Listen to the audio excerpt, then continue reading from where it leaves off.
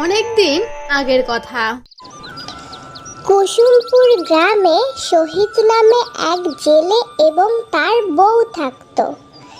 জেলে সারা রাত মাছ ধরত আর সকাল হলে সেগুলো বাজারে বিক্রি করত। মাছ বিক্রি করে যে টাকা পেত তা দিয়ে তাদের কোনো মতো সংসার চলত। গ্রামে এক কোনায় ভাঙা কুড়ের ঘরে তারা দুজন থাকত। তখন জেলের বউ তাদের প্রতিবেশীর ঘর থেকে আসতে থাকে। আস্তে আস্তে কথা বলো, রিফাতদের ঘরে মেহমান এসেছে শহর থেকে।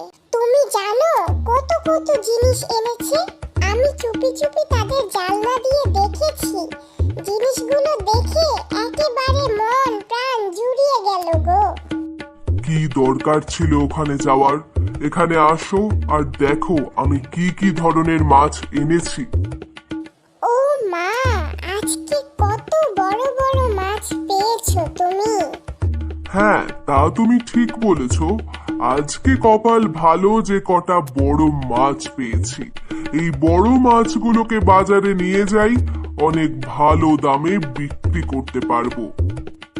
না, দরকার নেই আজকে বাজারে মাছ বিক্রি করার। আমি এই মাছগুলো রিফাতের বউয়ের জন্য নিয়ে যাব।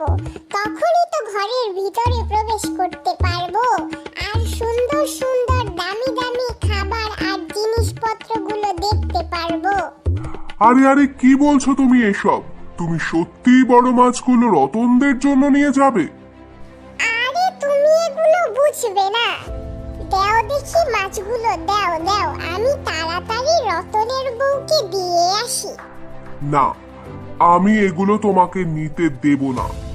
কারণ রতনের বউকে দিলে রতনের বউ হয়তো আমাদেরকে আজকে কিছু খেতে দেবে, কিন্তু এই মাছগুলো বিক্রি করলে তো আমরা আগামী কয়েকদিন খেতে পারবো। তুমি মাছগুলো দিয়ে দিলে কাল যদি মাছ না পাই তখন কি খাবো আমরা? এখন তো নদীতে মাছও তেমন পাওয়া যায় না। তুমি সব সময় একই কথা বলো। কখনো কি আমার কথা শুনেছো না আমার কথা ভেবেছো? এই ঘরে আসার পর থেকে আমি আমার কোনো ইচ্ছেই পূরণ করতে পারিনি। না কিনে দিয়েছো ভালো কোনো শাড়ি, না কিনে দিয়েছো ভালো কোনো গহনা। ভালোভাবে তো খেতেও পারি না আমরা। আজ আমি ভালো করে খাবার সুযোগ পেয়েছি, ভালো শাড়ি পেয়েছি, তারপরেও তোমার এত সমস্যা? ঠিক আছে, আমি তাদের সব দিয়ে আসছি। আরে আরে, আমি এটা কখন বললাম? তুমি শুধু শুধু আমাকে ভুল বুঝছো। ঠিক আছে, এখন আর কেঁদো না, আমি তোমাকে আর বকবো না। জেলে বাড়ি থেকে বের হয়ে হাঁটতে হাঁটতে একটা পুকুরের কাছে পৌঁছে যায়। বউয়ের কথা ভাবতে ভাবতে কবে যে এখানে চলে এলাম বুঝতেই পারলাম না। যাই, গাছটার নিচে গিয়ে একটু বসি। বউটাকে গত বছরও কোনো জামা কাপড় কিনে দিইনি।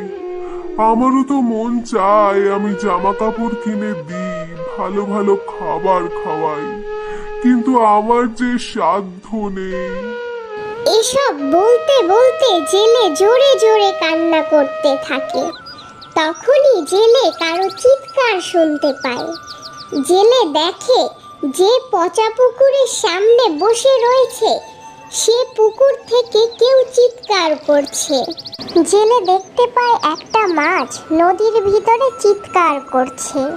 জেলে ভাই, জেলে ভাই, আমাকে সাহায্য করো, দয়া করে আমাকে সাহায্য করো।